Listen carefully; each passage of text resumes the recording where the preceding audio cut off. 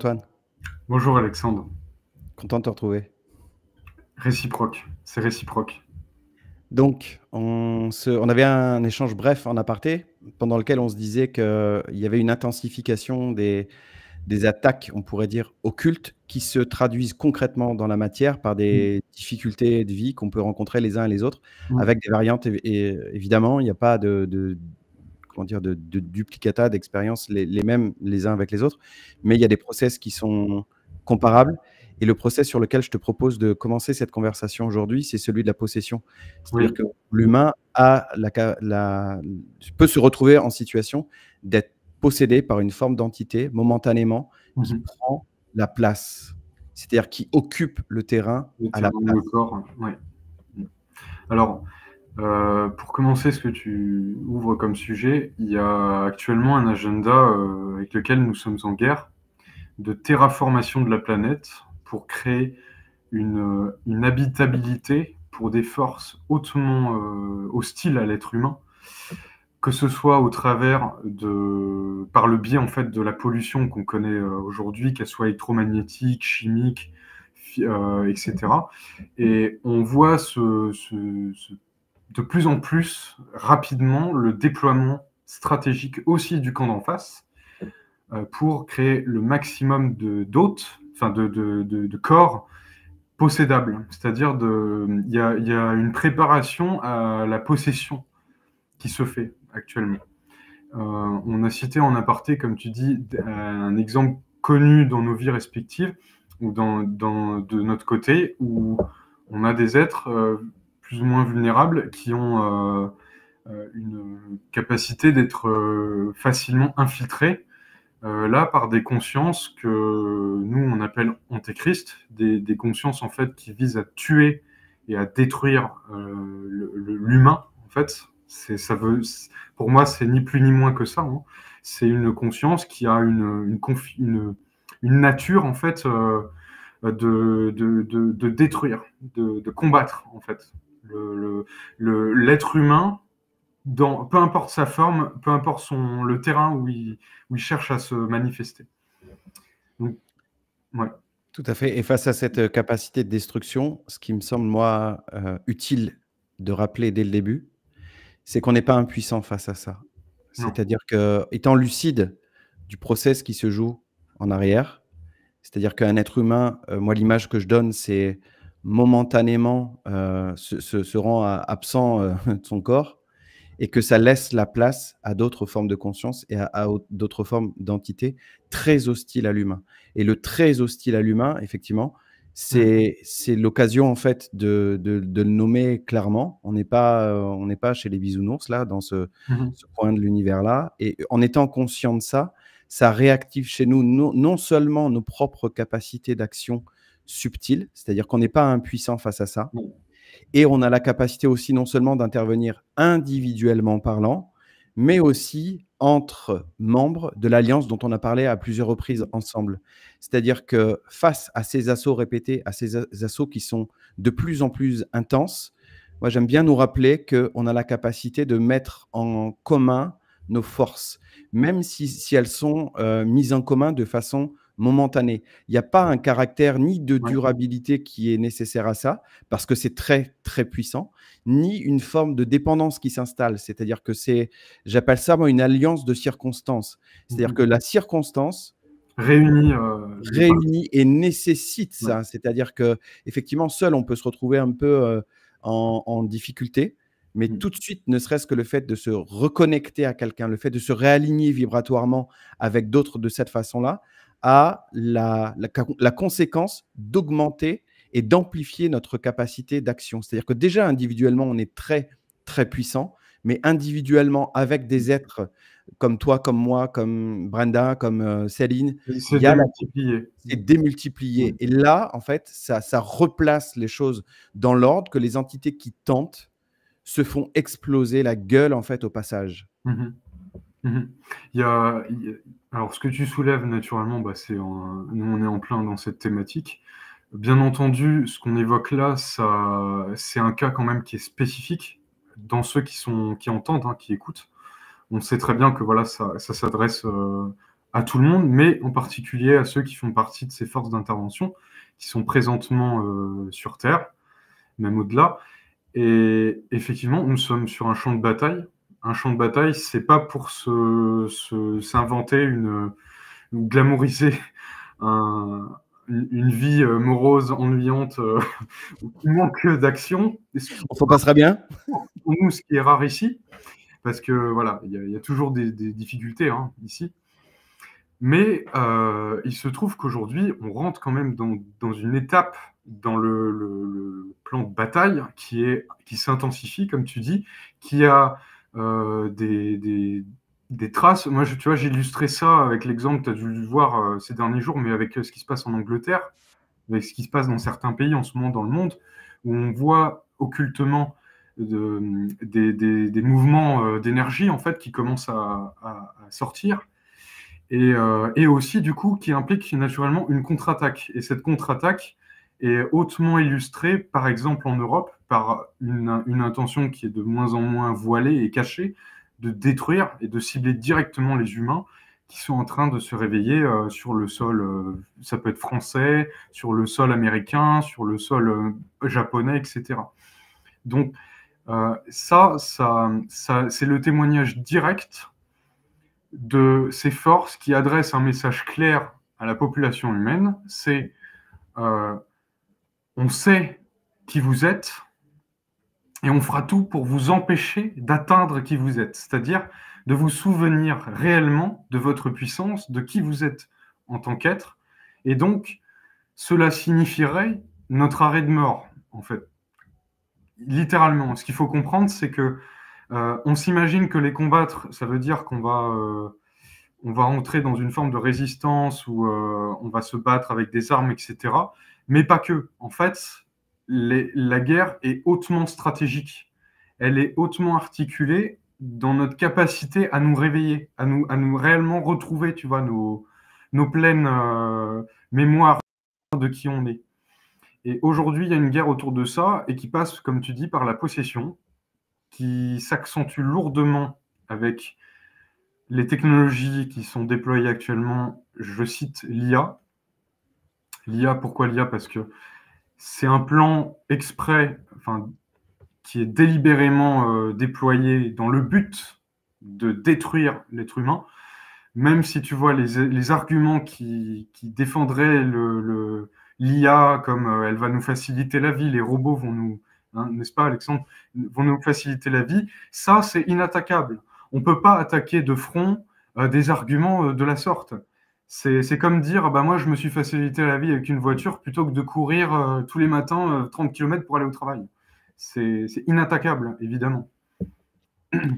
C'est intéressant que tu reparles de l'IA, c'est le sujet de la dernière conversation que j'ai eue avec Céline au micro, où il était question de ça, et on a fait la distinction claire et nette des évolutions technologiques qui ont eu un sens pour l'humain au sens de faciliter son quotidien. Et tu parles des déplacements, nous on parlait de l'avion, tu vois, dans la vidéo, et d'autres technologies qui visent à remplacer.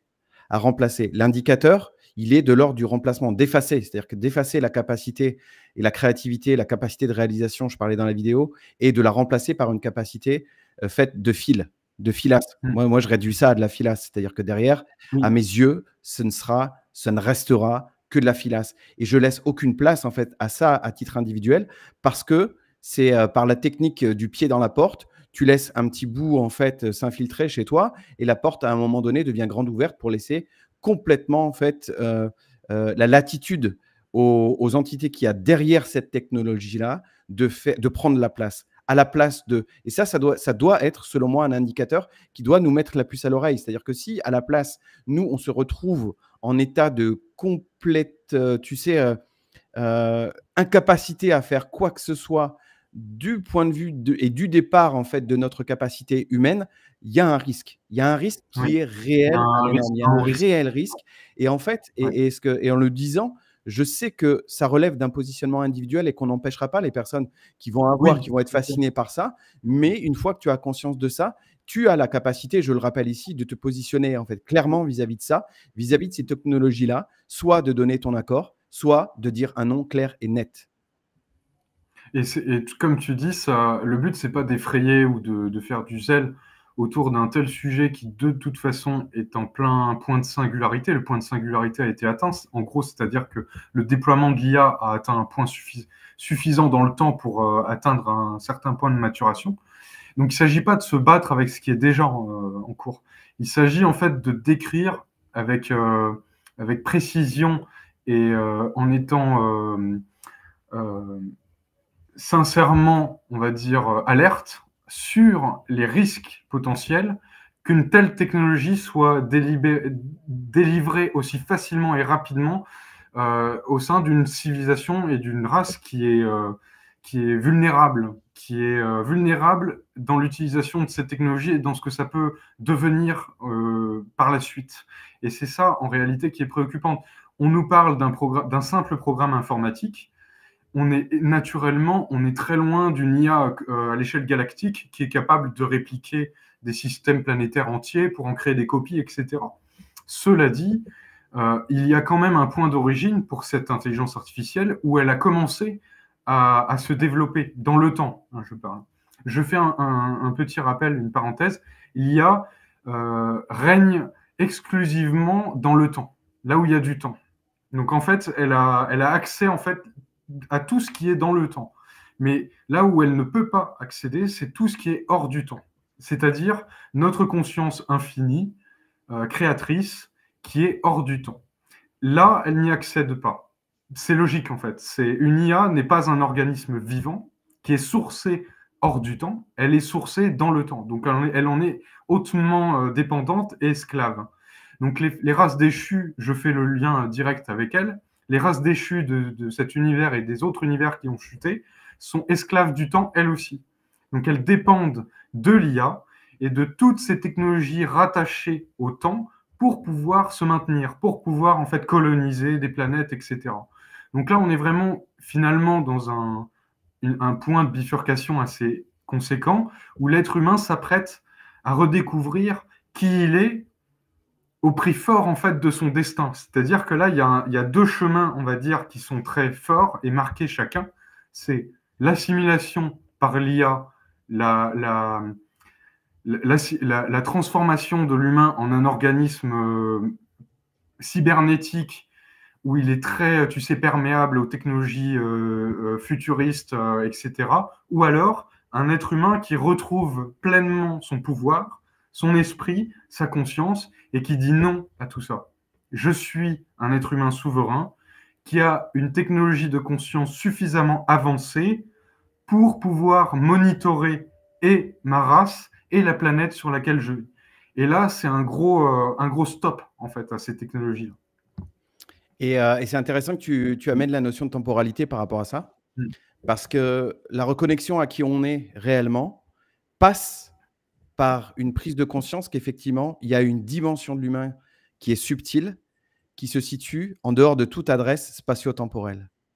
C'est-à-dire que parfois, ce qui n'est pas évident à appréhender par l'humain, c'est qu'il y a un caractère de réalité en dehors de l'espace et du temps. Et ça, on y goûte en tant que terrestrifié dans les moments instantanés, en dehors du passé, présent, futur.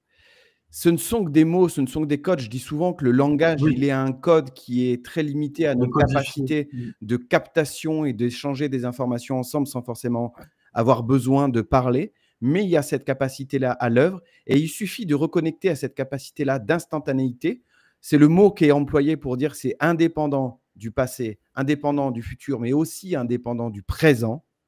C'est là où il y a une petite étape à franchir que moi, j'ai franchi à un moment donné, un matin où je me lève, je me dis, mais si le passé n'existe pas, si le futur n'existe pas, le présent n'existe pas non plus, en réalité. C'est-à-dire que là, dans cette configuration-là, évidemment, il y a un passé, présent et futur. Il y a une programmation faite de passé, présent et futur. Mais à côté de ça, il y a une réalité de l'humain qui est extraite de l'expérience temporalisée. Et c'est le fait de reconnecter à cette expérience-là, et je vais donner des exemples concrets, de notre capacité à se trouver ici et là.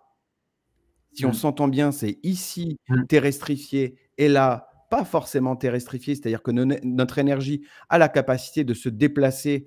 La vitesse de la lumière, c'est à côté, c'est rien en fait, on pourrait dire, parce que quelque part, il y a une telle rapidité qui sort de notre représentation Ça sort de la de notre vitesse. contexte, qui sort de la notion même de vitesse, Mmh. fait de masse, d'énergie, enfin, comment dire, de déplacement et de temporalité aussi pour le déplacement. En fait, Là, la vitesse est étroitement liée au tout temps. à fait, tout à fait. Mmh. Et de fait, et dans les formules mathématiques qu'on nous apprend en fait à l'école, on voit bien que c'est lié au temps. Mais on a Mmh. une capacité d'être indépendant de cette adresse Mmh. spatio-temporelle. Et quand on regoute à ça, et il y a des façons simples d'y regoûter, c'est-à-dire qu'il n'est pas question de rituel. Encore une fois, je répète qu'il n'est pas question de mode opératoire, il n'est pas question de processus en fait indiqué pour arriver à ça, et que ça, c'est une démarche qui est hautement individuelle, et que quand c'est le temps, quand c'est le moment, quand c'est le bon moment pour que ça se fasse, ça se fait simplement, on regoute à ce genre de capacité-là. Et c'est-à-dire que cette puissance-là, on y goûte en particulier en regoûtant à cette capacité de, on pourrait dire, tu sais, de façon un peu triviale, de voyager dans le temps, de voyager dans l'espace, Mmh mh. mais Mmh en mh. conscience.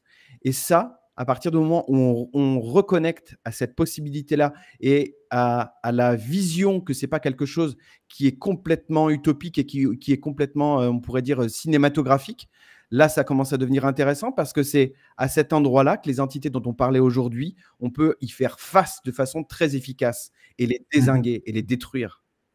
Tout à Définitivement. fait. C'est-à-dire que notre capacité, elle est de l'ordre de la destruction définitive. C'est-à-dire qu'on a la capacité, non seulement de plus être seulement dans la résistance, tu parlais tout à l'heure de la résistance, mais le temps de la Mmh. résistance, moi je le vois comme déjà révolu, au sens où on n'est Mmh. pas, je nous vois pas comme des résistances de la dernière heure, mais au contraire comme Mmh. des acteurs en capacité d'œuvrer au bénéfice de la vie de l'humain, on le dit comme on veut, Mmh. et de façon instantanée et de façon extrêmement puissante. Ouais. Bien. C'est important de le souligner, d'autant qu'aujourd'hui, on nous bassine beaucoup en fait sur ce que l'humain a vraiment besoin, ce qu'il faut absolument qu'il a pour être heureux, etc. sur cette planète. Or, nous sommes peu satisfaits de la direction que prend en fait ce qu'ils appellent en fait une évolution, mais qui n'en est pas une. Quand ils parlent que, par exemple, il y a des pays qui n'aient pas suffisamment à manger, que c'est normal, ça fait partie de l'évolution des civilisations, ce n'est pas normal. On vit vraiment dans un monde de merde. Voilà, c'est un monde de merde et on n'est pas là dans un royaume tel qu'il devrait être, tel que l'humain en fait devrait vivre. Donc c'est une chose d'en parler en, en aparté, et c'en est une autre de le dire frontalement. Je suis avec ma chérie, et on est nombreux, je pense, on est profondément insatisfait des conditions en fait dans lesquelles de détention, les conditions de détention dans lesquelles l'humain le vit actuellement. Et cette objection de conscience vient directement rééquilibrer le rapport de force avec toutes ces injonctions en ce moment qui sont très virulentes, qui cherchent tout de suite tu vois, à se transplanter dans beaucoup d'esprits en ce moment, dans beaucoup de têtes, où l'humain, voilà, il n'est pas parfait, donc il faut qu'il change de sexe. Donc d'emblée, on reprogramme une sexualité comme quoi c'est comme ça, etc. Voilà, enfin, il y a des tas d'exemples qu'on avait déjà cités, bien évidemment. Mais comme tu dis, Alexandre, on agit déjà, on est déjà sur le terrain. La question, c'est, euh, en fait, comment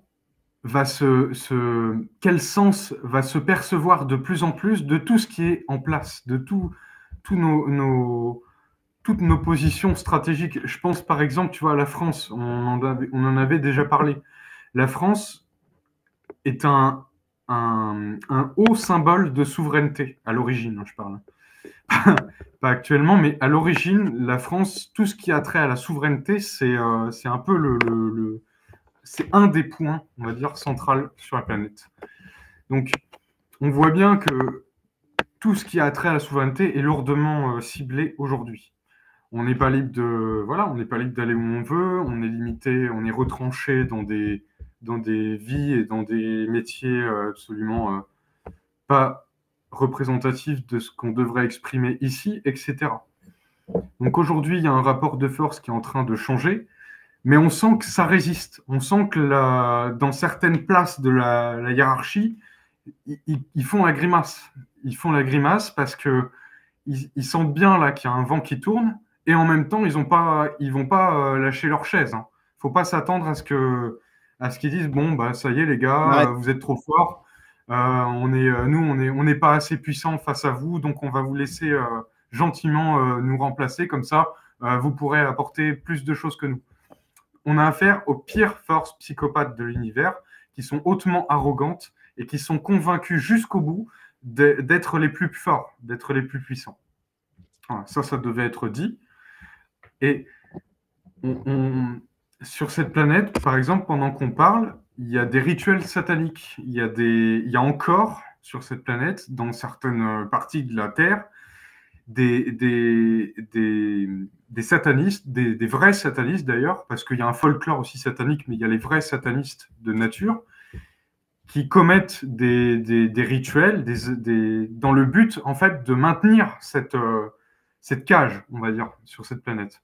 Et nous, ce qu'on fait en parallèle, c'est qu'on détruit ces structures, on détruit ces géométries inversées, on détruit tous ces sortilèges en fait qui sont en permanence injectés, tu vois, dans les grilles planétaires.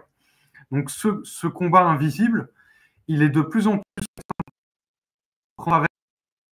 de ce qu'on disait en début de vidéo, qui sont préparés à la possession pour que des forces antichrist, des consciences antichrist puissent les corps, tu vois, qui sont possédables.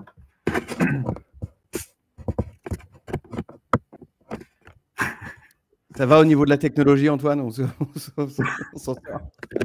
Oui. Ok. Ok.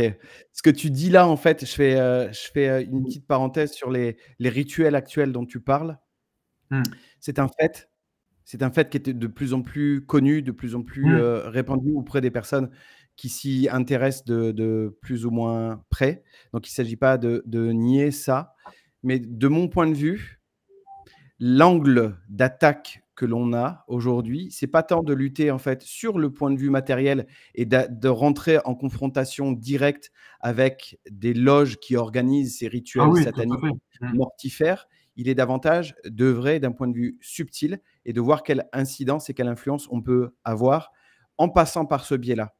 C'est ce que j'avais envie de rappeler au passage, parce qu'effectivement, il y a le risque que je vois, c'est que de se retrouver face à ces atrocités, en fait, on pourrait dire, pourrait faire décompenser certains humains face à la violence qui est effectivement infligée à l'humain d'un point de vue matériel. Donc, ça passe par un gros travail individuel d'oser regarder et d'oser voir ce qui se passe dans la matière, mais de se dire que notre capacité d'action, et pour pas tomber dans l'espèce d'impuissance, de dire qu'est-ce que je peux faire face à tout ça, c'est de reconnecter à notre propre capacité d'agir d'un point de vue subtil. Je le répète en fait souvent en ce moment, parce que c'est quelque chose qui est vérifiable dans la matière, même si ça part d'un point de vue non visible et subtil.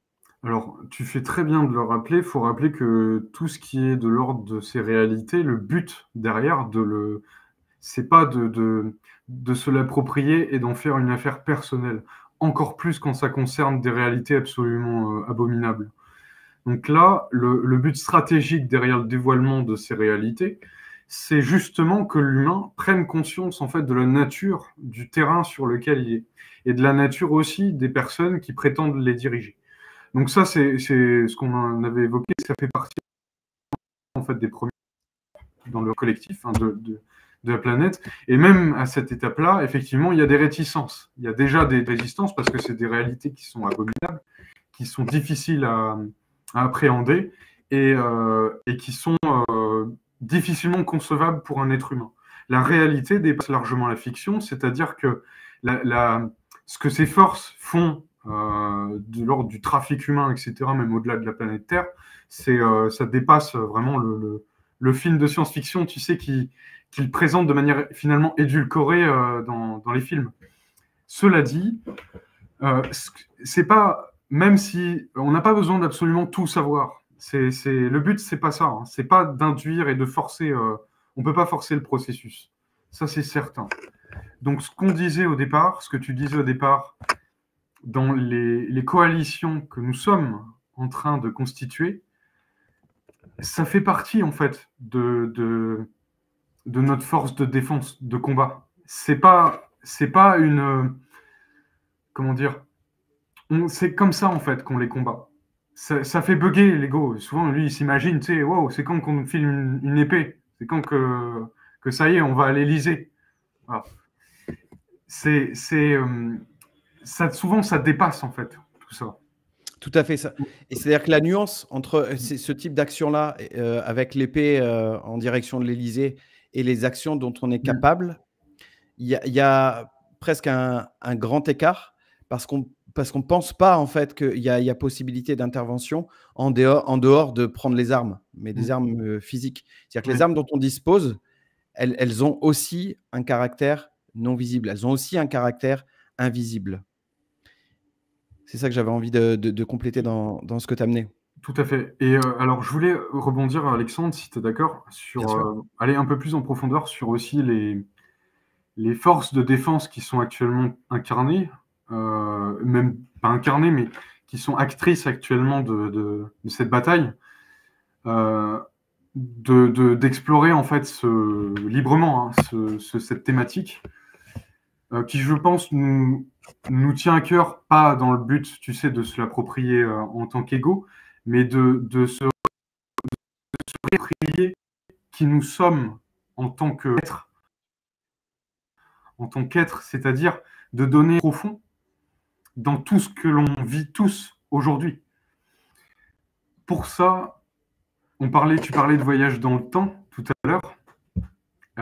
Pour certains d'entre nous, nous sommes des voyageurs du temps, des temps. Nous voyageons dans le temps et nous avons cette capacité de, à partir du présent, si on peut le dire comme ça, actuel, nous remémorer, tel un goût particulier de déjà-vu, d'autres missions d'intervention que nous avons déjà effectuées en fait à différents moments de l'histoire. Si je te dis tout ça, Alexandre, si j'en parle aujourd'hui, c'est que on n'est pas des touristes. Voilà, on n'est pas des touristes.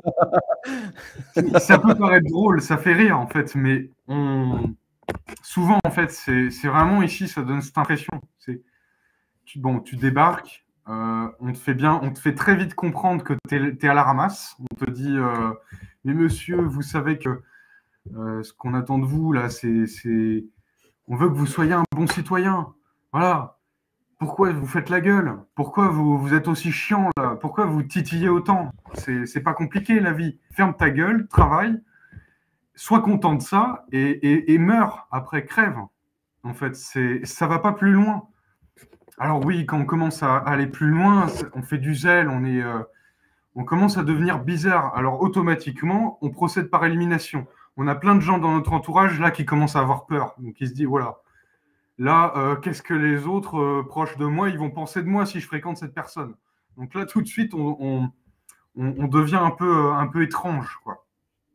Et après, avec les années d'entraînement, à force de se ramasser, en fait, de passer par ces épreuves, qui éprouve toujours plus, en fait, notre vraie volonté d'incarner qui nous sommes, au prix fort de l'exclusion, au prix fort de tout ce qui peut nous marginaliser, etc.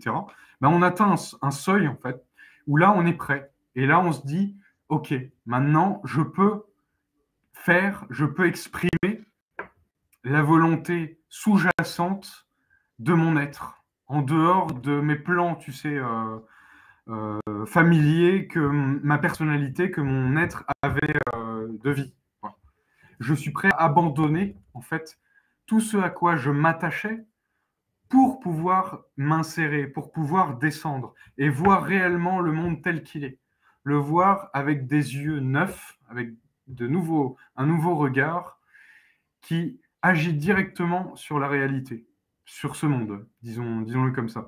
Je parle de ça parce que les forces dont on fait partie, pour beaucoup d'entre nous, n'étions pas réellement au courant depuis un long moment de ce qui s'y passait ici. Ça peut paraître fou, ça peut paraître bizarre. Disons que j'en parle comme un conte, comme si c'était une histoire, mais cela fait longtemps que les forces créatrices, les forces fondatrices n'étaient pas en relation directe avec la race humaine sur cette planète. pendant notamment, tu vois, l'âge sombre qui s'étend bien au-delà, je précise un peu plus, de ces 25 000 dernières années. J'ai cru que tu allais dire des 2 mandats précédents. Pardon, excusez-moi. Qui est un âge sombre tout particulier. Très localisé. Ouais, très localisé. Et est-ce que j'ai envie de compléter ce que tu dis, Antoine, parce que je sais que la façon dont tu viens de le dire va arriver à certaines oreilles. Et c'est intéressant que tu l'aies amené en fait comme ça. Il y a souvent l'expression en fait de voyageur du temps qui circule, on va dire ça comme ça. Ouais. Une autre façon de le dire, mais c'est la même chose que toi dit autrement.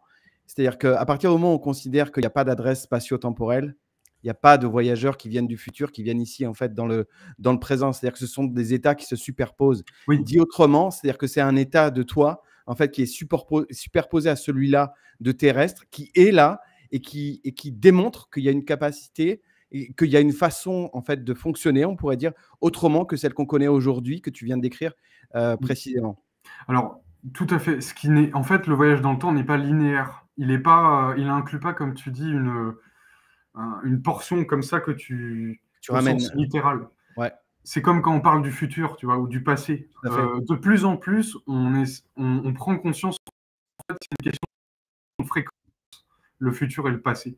C'est une question, c'est comme un état, tu sais, qui a une certaine nature fréquentielle, vibratoire. Dans son modèle à un instant T, il va être une version, on peut dire, qu'on peut qualifier de futur, mais en relation, tu vois, avec une autre partie. Donc, quand on parle d'être futur, dont on peut faire partie, on parle d'une itération, d'une version, en fait, de notre être qui communique depuis ce qu'on appelle le futur avec le présent, ce qu'on appelle le présent ici. Donc, en fait, les mots qu'on emploie, qui sont linéaires, qui sont retranchés, en fait, dans cette réalité, ne sont qu'un aspect, en fait, de quand on parle, justement, de tout ça. Tout à fait. Et là où ça peut donner le tournis, c'est que pour certains d'entre nous, nous étions présents sous une autre forme d'identité à différents moments dans l'histoire du temps, et que chacune de ces identités, où nous nous sommes incarnés à des degrés différents, selon l'état, on va dire, selon les conditions aussi matérielles, physiques, énergétiques, etc. de l'époque, pour pouvoir y effectuer, on va dire, un travail participatif. Tu sais, une race, c'est comme un projet collectif, et là je parle vraiment du collectif à une échelle universelle, cosmique, d'une multitude de consciences qui vont s'insérer au sein de la race pour la faire avancer, pour la faire muter, pour la faire évoluer. Donc pour beaucoup, nous sommes des consciences qui voyageons dans le temps pour nous insérer, en nous insérant dans des formes différentes, afin d'y effectuer un partenariat, un travail. Donc, le rapport à qui nous sommes est complètement redéfini et bouleversé, en fait. Quand ça s'étend bien au-delà, tu vois, d'une vie qu'on connaît ici, où on a nos repères, bien sûr, qui sont totalement propres à ce qu'on connaît ici. Mais quand on a des mémoires futures, par exemple, on le dit souvent avec ma chérie, la nostalgie, pour nous, elle est future. Elle n'est pas du passé, en fait. C'est pas quelque chose qui est révolu. C'est pas on n'en vit pas un truc qui n'existe plus. Si on a cet écho-là et qu'on le traduit, en fait, sous la forme, ça peut être d'une nostalgie, mais il faut pas, en fait. C'est plus d'un écho, tu vois, réel qui nous touche, en fait, le cœur et qui donc va avoir une effluve, tu vois, qui va beaucoup nous parler, peut-être même plus pour certains d'entre nous que le foot. Attention. Je n'attaque pas le foot. Je n'attaque pas ceux qui aiment le foot.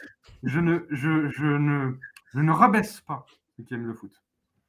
J'utilise un exemple, un tantinet provocateur pour décrire en fait les phénomènes de masse où, tu vois, comme tu le sais bien, Alexandre, il y a un attrait, il y a un intérêt collectif, tu vois, pour certaines choses où tu ne vas pas nécessairement t'y retrouver. Voilà. Allez, l'OM. Pardon. On dévie aujourd'hui, on dévie. Voilà, ça dérape. Ok. Ça, pourquoi je dis ça? Parce que quand tu viens modéliser un modèle futur humain, tu es malheureusement, il y a du neuf en fait, il y a des choses qui n'existent pas encore, enfin, c'est une façon de parler. Donc en fait, le référentiel, au début, tu l'as pas forcément. Donc tu te retrouves dans une réalité où là, tu te dis, mais en fait, ça n'existe pas là. Là, je n'existe pas en fait. D'où je parle, d'où je suis. Alors comment amener ça? Comment progressivement me rapprocher d'où je viens, tu vois, de cette planète? Certains d'entre nous connaissons l'humain bien au-delà de la version qu'il est actuellement. C'est-à-dire que l'être humain est un être beaucoup plus puissant, beaucoup plus grand que la version qu'il est ici dans la matière. Il faut le comprendre. La version dans la matière ici, qu'on appelle l'humain, c'est une toute petite partie de ce qu'il est, en tant que race, hein, je parle. Je vais rebondir sur ce que tu as amené tout à l'heure sur le caractère partenariat, sur le partenariat entre espèces, qui contribue à ce que certaines, comment dire, là aussi, il ne faut pas s'accrocher aux mots, évoluent. C'est-à-dire qu'ils soient favorables au développement de l'humain ici, dans ce coin de l'univers-là. C'est-à-dire que cette connexion-là, ce partenariat, cette alliance-là dont on parle, pour moi, derrière, c'est la même chose. Il y a capacité, moi j'ai envie de dire aujourd'hui, il y a capacité d'entrer en contact. C'est-à-dire qu'il y a de toute façon des interventions qui se font, qui se sont toujours faites, j'ai envie de te dire. C'est-à-dire qu'on n'en a pas nécessairement la conscience dès le départ, mais quand on regarde dans le rétroviseur, on a des expériences vécues les uns et les autres qui démontrent qu'il y a eu des interventions de ce type-là, ne serait-ce que pour sauver notre peau. Et c'est vraiment de cet ordre-là, pour nous éviter de crever. Donc, on sait plus ou moins certaines formes d'intervention. Et là, le pas suivant, c'est de prendre conscience de ces entités-là qui ont la capacité d'intervenir en concertation en fait avec nous. Non seulement nous, entre humains terrestres, on se l'a dit en aparté tout à l'heure, mais aussi vis-à-vis de certaines forces qui ont, une fois qu'elles ont passé au scanner l'être à qui elles avaient affaire, parce qu'il y a cette notion-là en fait de, si ce n'est pas de méfiance, c'est de vigilance pour savoir à qui on a affaire. Céline parle souvent des êtres humains qui ont suffisamment déblayé les gravats autour pour être justement vus nettement par ces intelligences-là, et ensuite d'agir de façon concertée. Et je le dis parce que nous-mêmes, en tant que terrestres, on a une influence, notamment en termes de déclencheurs, de point de départ, de volonté d'exercer et de réaliser justement un combat, et adjoint à ces types d'intelligence-là, devrait collectivement, mais pas un collectif au sens où on l'entend, de prendre justement la faux et d'aller couper la tête et puis d'aller voilà, mais d'agir en fait concrètement, subtilement. Et on en est là en fait aujourd'hui. C'est ce qu'on s'est dit au démarrage de cette vidéo, c'est il est temps, face à certains assauts puissants répétés, de se rappeler qu'on n'est pas seul, on n'est pas isolé, on n'est pas seul dans notre coin, dans notre merde. C'est-à-dire qu'à partir du moment où on a reconnecté avec les uns et les autres, c'est intéressant qu'on se rappelle qu'il y a la possibilité d'agir les uns avec les autres, pas avec n'importe qui, mais une forme de… Le mot collectif, il n'est pas adapté en fait à ça, parce qu'il n'y a pas justement de vision unique, de pensée unique, d'action unique, mais il y a une opportunité momentanée à ce qu'on se mette en rapport, justement pour être dans une forme d'attaque aussi, et pas seulement, je le rappelle, de riposte. Alors, nous sommes des guerriers. Ça veut dire ce que ça veut dire. C'est pas juste une illustration pour décorer en fait exagérément qui nous sommes. Nous sommes réellement des guerriers. Pour beaucoup qui sont en intervention actuellement, c'est une force de guerriers, de guerriers. C'est pas juste, on n'est pas on n'est pas des chiffres molles, on n'est pas des tapis. Voilà, on n'est pas des boudins. La vie ici, c'est un combat. La vie, naître ici, c'est un combat en soi, déjà. Donc, ça appelle une combativité, ça appelle une force d'esprit qui soit suffisante pour se mesurer et subsister ici. Donc déjà, être un guerrier, c'est avant tout, tu vois, un combat qui est interne et qui est avec les éléments que l'on rencontre. Donc, ensuite, guerrier, bien sûr, on nous a bassiné avec une image de ce qu'est un être spirituellement, on va dire, avancé, à celle d'un être mou qui se laisse faire, qui est trop gentil, qui dit Qui oui à accepte tout, tout. voilà, qui sait pas mettre des limites, en fait, qui, quand il est face à l'insanité, il va dire c'est pas mon problème parce que moi je reste dans mon petit cocon. Voilà, je me surprotège en fait de tout ça. Non, c'est pas ça. C'est pas ça être un être spirituellement avancé en fait. D'être réellement conscient des choses, c'est pas ça. C'est de dire non, de s'opposer en fait à ce qui est abusif, à tout ce qui est inhumain en fait. C'est pour ça il y a eu beaucoup de confusion en fait sur ça. Et beaucoup aussi de gens qui culpabilisaient, qui associaient le fait de se défendre, de s'opposer à quelque chose de ah, j'ai fait quelque chose de mal, j'ai été méchant, etc. Non, on n'est pas méchant quand on se défend.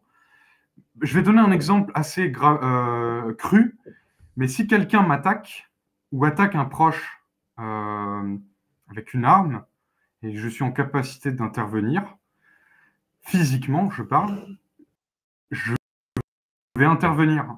C'est-à-dire que je vais pas laisser cette personne tuer un proche. Je vais pas la laisser me tuer. Donc, je vais automatiquement me défendre. Si ça tue la personne parce que je me défends, parce que dans le combat qui a lieu, la personne meurt, je n'ai aucun regret. Je ne vais pas culpabiliser que la personne soit morte parce que je me suis défendu, parce que j'ai protégé un proche. Je ne vais pas le faire dans l'idée de la détruire, dans l'idée de la tuer. Je vais le faire dans l'idée de me défendre, de protéger la vie. Donc protéger la vie, c'est ça, en fait. C'est pas se laisser faire, c'est pas se laisser marcher dessus. Aujourd'hui, on veut tuer les gens. Quand on leur dit ne vous défendez pas, laissez-vous faire, laissez-vous taper dessus et après allez vous plaindre, là on leur dit laissez-vous vous détruire, laissez-vous vous faire tuer. Voilà ce qu'on est en train de dire aux gens. Voilà pourquoi il y a des pays en ce moment qui sont en train de se soulever. Parce qu'ils sont en train de comprendre en fait que non seulement les gouvernements ne veulent pas les protéger, ne les protègent pas, mais en plus de ça, ils veulent les détruire. Enfin, je dis les gouvernements, mais on est d'accord. Hein. Les forces qui passent par les gouvernements veulent détruire l'être humain, au sens littéralement. Elles veulent le tuer. Donc quand on veut vous tuer, on se défend. Voilà. On ne se laisse pas faire. Il n'y a aucune excuse ou aucun prétexte pour dire là, je dois me laisser faire. Non, on ne se laisse pas faire. Voilà. Point. Il y a deux choses qui me viennent quand je t'entends. C'est la première, la capacité que tu as de répondre, elle est non seulement physique, et elle est aussi subtile. C'est-à-dire que parfois, on peut se sentir démuni quand on n'a pas la capacité d'intervenir physiquement. Oui.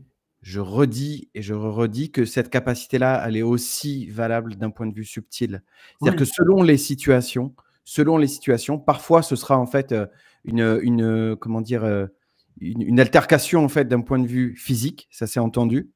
Et deuxième chose, quand c'est moins évident de le matérialiser, il y a aussi cette même capacité de destruction. La note guerrière dont tu parles, elle se fout royalement des notions de presque de musculature ou de d'une part, mais aussi d'éthique ou de quoi que ce soit. L'ordre dont on parle s'extrait des notions de religiosité, des notions en fait de bien pour le prochain, de vouloir le bien au prochain, même s'il te fait de la merde, tu lui veux quand même son bien. Tu vois, tout dont tu rappelles. Ouais. Là, le rappel à l'ordre, les rappels à l'ordre qu'on est amené à faire, individuellement et collectivement parlant, sont complètement extraites des notions qu'on a pu nous coller sur les épaules, de justement tout accepter, d'être dans une espèce d'observation passive de ce qui se passe et tenterait de nous enlever cette note-là guerrière. Mais en fait, cette note-là guerrière, à partir du moment où on a connecté à ça, et ça j'en témoigne individuellement, ça ne te quitte plus. Non. Ça ne te quitte plus parce que c'est quelque chose dont effectivement tu te rappelles. Moi, j'aime beaucoup cette image-là parce que tu t'en rappelles et du coup, tu l'exprimes et tu continues de l'exprimer et tu continues de l'exprimer. Et c'est comme ça qu'elle se renforce et qu'elle se réinstalle chez toi. Tout à fait. D'autant que, Alexandre, en ce moment, il y a un agenda de démasculer aussi les gens. Alors, bien sûr, ça se confond avec aussi des courants actuels qui sont qui sont teintés, on va dire, qui ont chacun une teinte, mais il y a une volonté stratégique d'émasculer les hommes, d'émasculer les gens pour les transformer en carpettes. J'en suis le témoin. Ma génération a été lourdement ciblée pour qu'on devienne des lâches, en fait, pour que la lâcheté nous recouvre plutôt que celle de nous défendre, tu vois. Normalement, on doit se défendre. Tu te laisses pas faire. Tu protèges les plus faibles, tu protèges ceux qui sont tes proches. Tu te laisses pas marcher dessus sous aucun prétexte. Un homme, par exemple, hein, c'est un exemple, moi, ce que je vis. Un homme, il défend, en fait, ses proches. Il défend celle qu'il aime. S'il y a une institution qui fait du chantage à un proche, tu défends, tu interviens, tu laisses pas ton proche se faire détruire.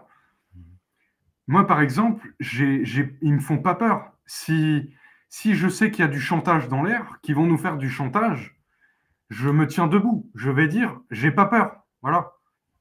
On prend un risque, bien sûr. C'est pas, je soupèse. Je vais pas y aller tête baissée.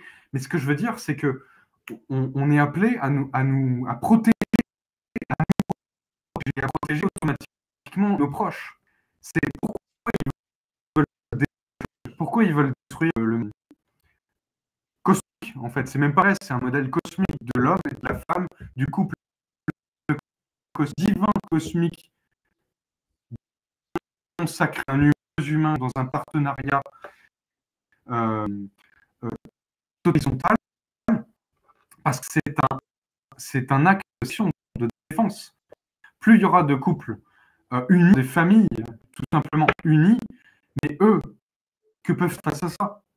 Si toute la famille est unie, si on fonctionne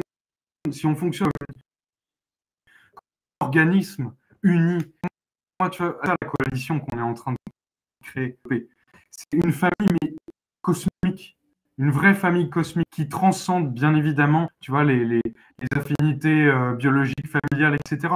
Là, c'est carrément une coalition famille unie. C'est plus que des gitans, là. On est plus que des gitans. Ouais. C'est une alliance qui inclut d'ailleurs les gitans. C'est une vraie communauté où chacun, dans sa propre singularité, est reconnu. Chacun est reconnu par chacun dans sa pleine puissance, dans sa pleine expression. C'est cible. Ils sont isolés parce qu'ils se divisent entre eux avec leurs frères, leurs sœurs, leurs membres de leur famille, qui sont en vulnérabilité, en fait.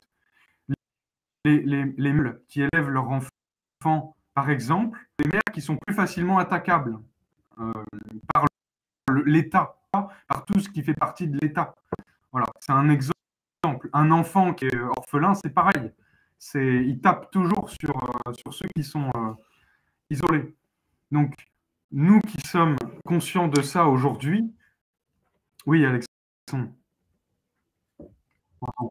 Oui, ça lag un peu parce qu'il y a des retours dans les personnes qui Ouais. écoutent, en fait, que ça lag un peu par chez toi. Donc, Oui. alors qu'au début, c'était de bonne qualité. Ouais. Ça n'enlève rien, en fait, à la qualité de ce que tu as amené par rapport, en fait, à la coalition cosmique dont tu parles, au partenariat dont tu parles. Et je vais juste compléter ce que tu disais tout à l'heure par le « j'ai pas peur », en fait. À partir du moment, et c'est pas un j'ai pas peur de bravache, c'est pas un j'ai pas peur qui est inconscient des risques qu'il court ou qu'elle court. C'est-à-dire que c'est le j'ai pas peur de j'ai reconnecté à qui je suis réellement. Et le fait que j'ai reconnecté à qui je suis réellement fait que je ne peux pas avoir peur. C'est-à-dire que la finitude qu'on peut connaître en tant que terrestre n'existe pas d'un point de vue subtil. C'est-à-dire que ce qu'on se disait au début, une fois que tu as reconnecté à ta dimension infinie, non menacée, tu sais qu'il y a réellement, c'est inutile c'est inutile. C'est-à-dire que quand tu te vois développer des sentiments de peur, tu as la possibilité de l'observer. Je la nie pas, parce qu'on peut être traversé par des émotions de peur momentanées, il n'y a aucun problème avec ça. Par contre, c'est de voir d'où vient cette émotion-là et de voir si elle a une réelle influence sur qui on est réellement. Et c'est ça que je voulais compléter. Donc, on va voir si au niveau de la connexion, c'est un petit peu mieux. Je te retends le micro, Antoine. Ok, est-ce que là, c'est mieux? Bah écoute, on va voir, je te laisse dérouler, Ouais, puis ok, on va voir. tu me le signales. Ouais, ouais, ouais. Ouais. La qualité n'est C'est- pas la même, mais parce que justement, Ouais, les conditions ne sont pas tout à fait les mêmes techniques, ça ne mm, nous empêchera pas de nous reconnecter ensemble dans de meilleures conditions, je n'ai aucun doute bien là-dessus. sûr. Et on continuera d'élaborer à ce sujet-là. On se Il y a donne. la lumière qui n'arrête pas de Ouais, vaciller ok, aussi. ça fait d'accord. Ok. Ok. Ben, bien sûr, quand on parle je suis tout à fait précautionneux quand même quand Ouais, on épluche ce genre de thématique. J'ai conscience ouais, aussi que ouais. ça ouvre aussi certaines portes, Mmh, évidemment. mmh. C'est toujours fait, tu sais, dans une stricte contenance, on va Oui, dire.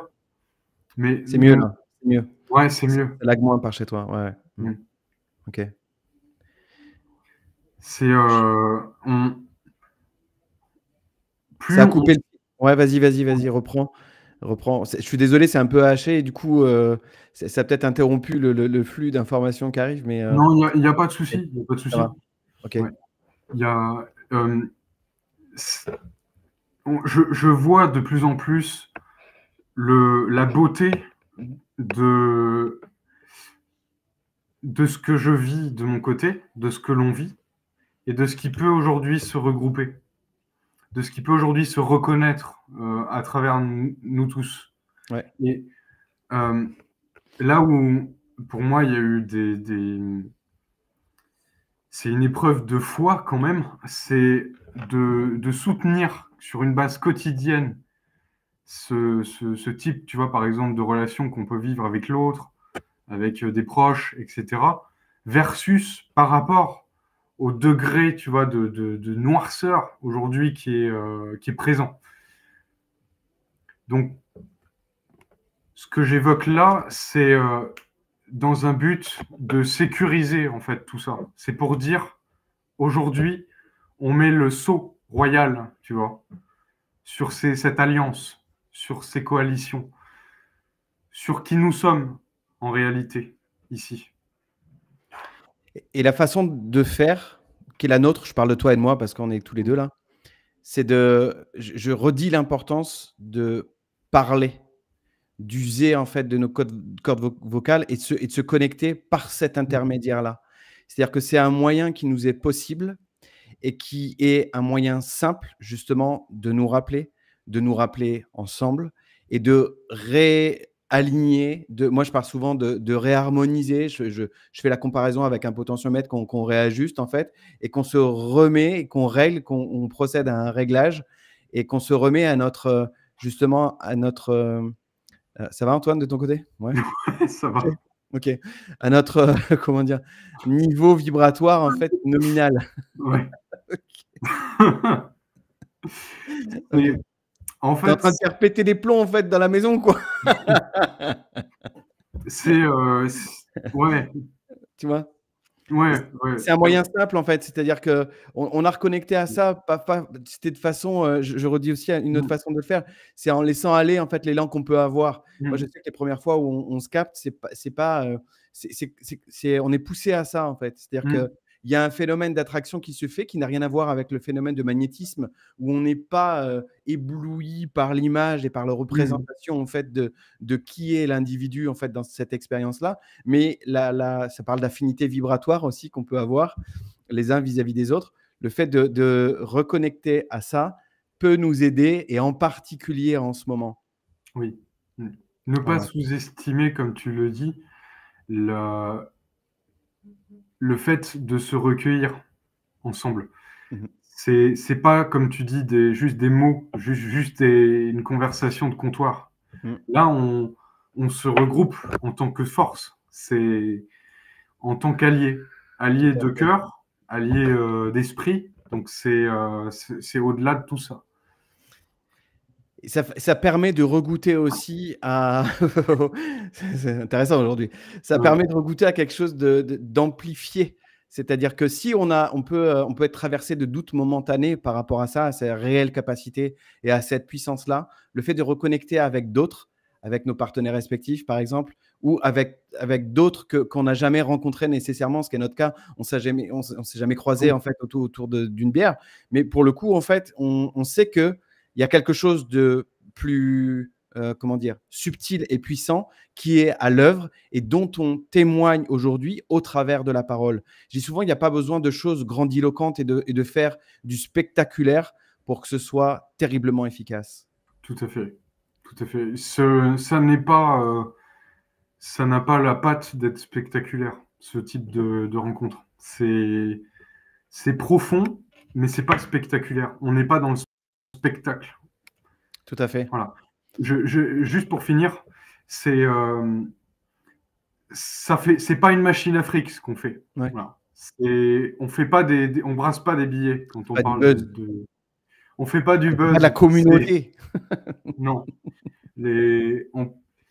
On harcèle pas les gens pour qu'ils s'abonnent. Voilà.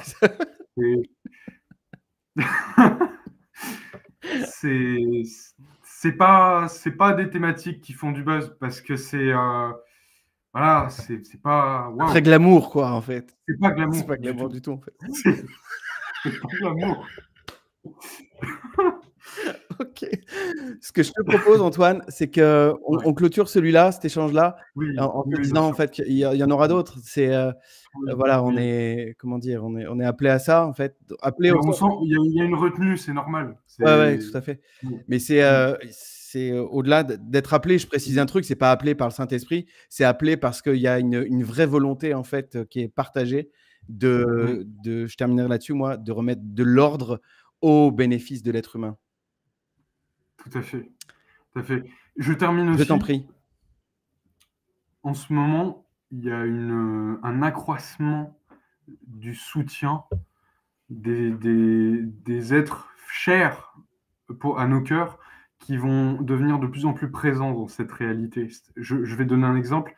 Il y a des consciences avec lesquelles on est en affinité qui vont s'incarner, par exemple, par le biais d'animaux et de plus en plus par le biais de tout ce qu'on est en train d'ouvrir.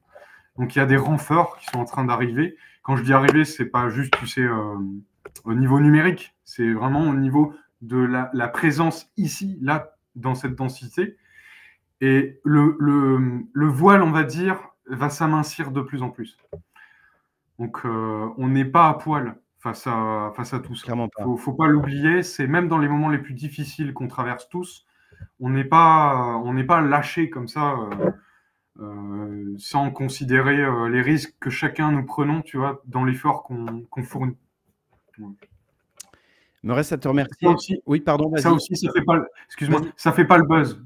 Ça, ce genre de phrase, c'est plat, ça fait pas le buzz. Voilà. C'est pas grave. Hein. C'est pas grave.